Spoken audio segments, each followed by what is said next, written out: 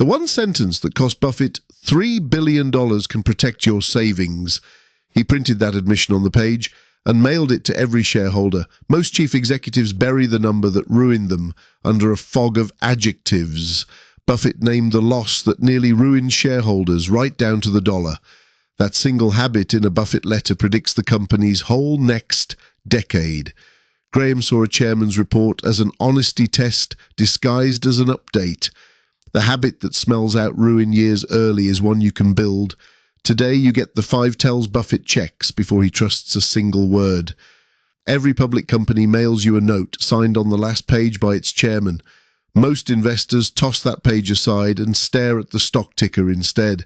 The ticker only shows what the panicked Wall Street crowd feels as stocks crash.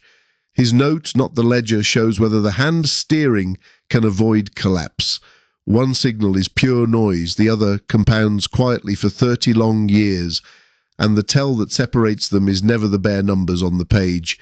It is whether the writer owns the red numbers that turned against him. A candid paragraph of bad news beats glossy pages that hide a collapse. Graham taught Buffett to read the person, not just the balance sheet.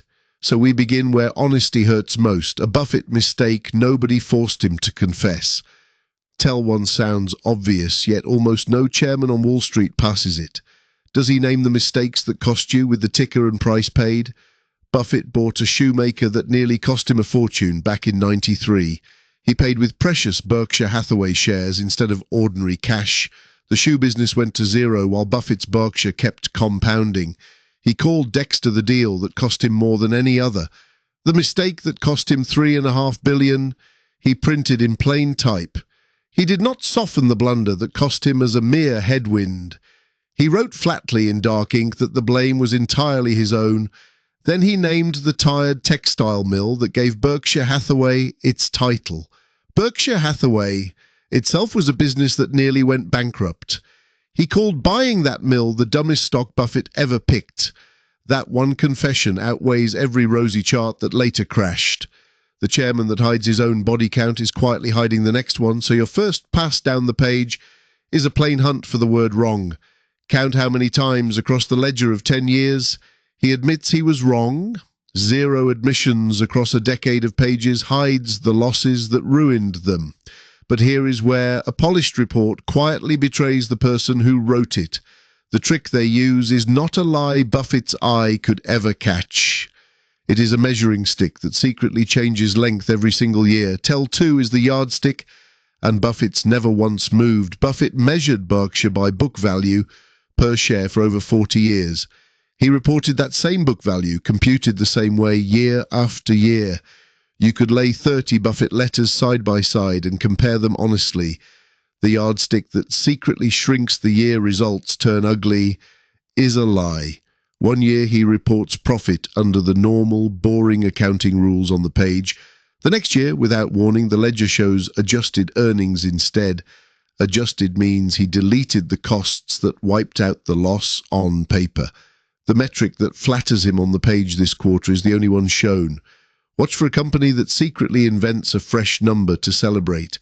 One firm cooked up a number that secretly buried an enormous loss. That company later imploded on Wall Street and its investors were wiped out. Buffett did change his own yardstick exactly once back in 2018. New accounting rules pushed unrealized gains straight onto Buffett's reported page. So he warned you the headline number would swing wildly and could wipe out gains. He explained the change, kept the old book value beside it, and moved on. A change explained in daylight is honesty. A change hidden is a costly trap. The honest writer hands you the same ruler Buffett trusted last year. Tell 3 is competition, and here the adjectives come out swinging hardest. Ask whether he names on the page the rival who could ruin him. A weak report says the firm is well positioned even as the business quietly collapses. Those hollow phrases name no enemy, no threat, and no genuine danger. The rival that Buffett underestimated for years grew up into Amazon. He confessed he was too slow to see the rival that would destroy his moat. He named the paper business bleeding red as its value quietly collapsed. He told you exactly which of his companies a shrinking market could ruin. The chairman who names the wolf that could ruin him is still watching closely. The one who calls it a dynamic landscape has stopped watching the chart entirely.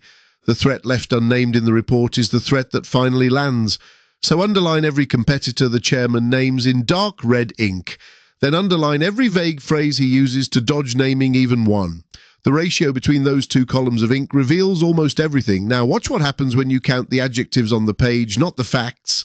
Tell 4 is adjective inflation, and it is the easiest tell to measure. Honest writing leans on nouns, and hard numbers Buffett can actually check.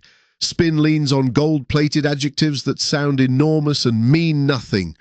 World-class, best-in-class, transformational, synergistic, robust, and deeply mission-driven. Not one of those glossy words is a fact Buffett could ever verify. The adjective that replaces a number is usually hiding a very bad number. Buffett writes that earnings rose to a figure, then prints the exact figure. He would rather show you 8% than ever call his growth strong. A page thick with adjectives and thin on digits warns of coming ruin. The chairman who boasts record revenue should also print the actual profit. Record revenue paired with vanishing profit has bankrupted proud Wall Street firms. So run one simple count on any report a broker ever hands you. Tally the checkable numbers on the page, then tally the empty superlatives.